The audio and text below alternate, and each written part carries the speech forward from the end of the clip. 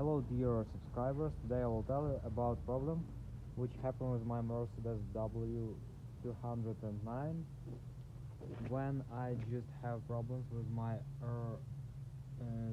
cooler fan, and I just tried to check after checking if my fan just working.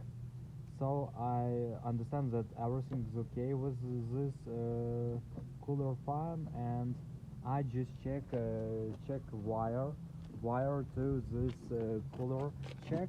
So maybe for you it maybe you have the same problem. So I just check to these wires, and two wires were damaged, and I just need to make connection with them again, and everything will work.